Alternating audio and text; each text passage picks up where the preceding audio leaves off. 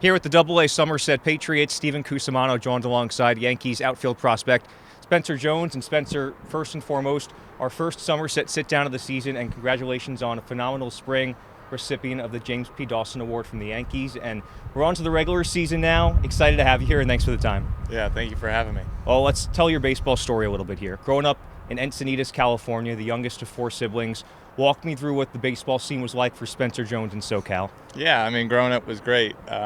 Three older brothers definitely helped with me getting into sports. You know, my parents were super into it, wanted us to be involved and, be outside as much as possible. I had an older brother who played a lot of baseball, and so being the youngest, I kind of just followed my brothers around to their different sports or different things because, it's a lot better than a babysitter if I can go watch my brothers play. But that brought me into Little League. My oldest brother introduced me to a hitting coach I had since I was 9 years old, used him all the way up until still using him, to be honest. So it's been pretty great. I had an unbelievable support system back home, a lot of family, a lot of friends that played baseball.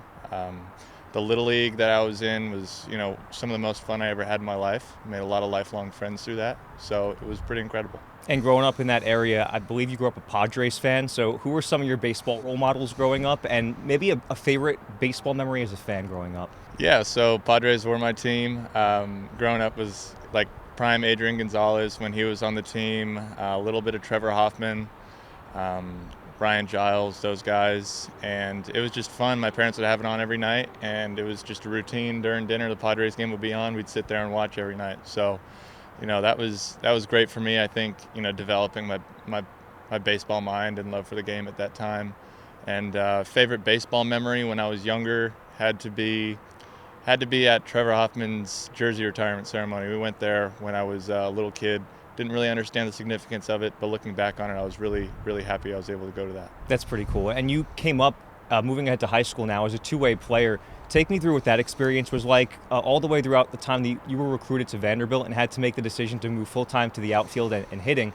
What was it like coming up with that kind of prospect and then just making that transition? Yeah, so pitching was always the thing I did growing up, especially in Little League and a little bit of high school. I was always the big kid who threw hard and was left-handed, had a good curveball, and they wanted to put me on the mound as much as possible.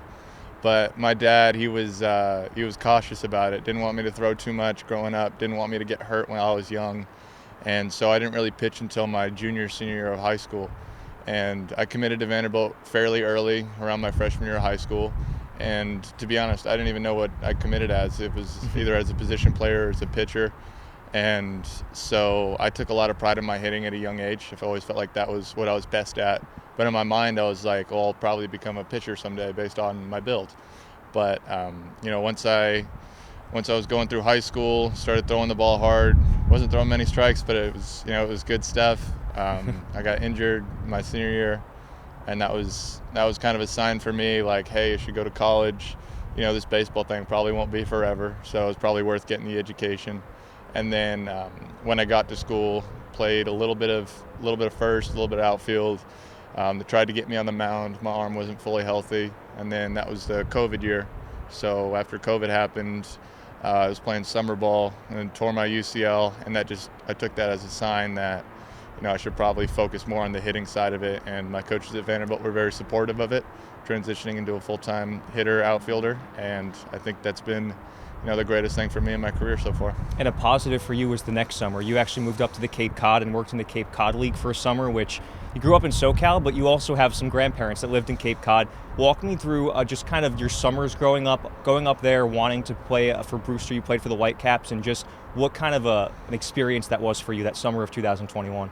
Yeah, I tell people that was the best summer of my life. That was following College World Series trip. We went to Omaha, lost in the finals, and after that season, I couldn't help but feel like I wasn't, impacting the team the way I knew I could.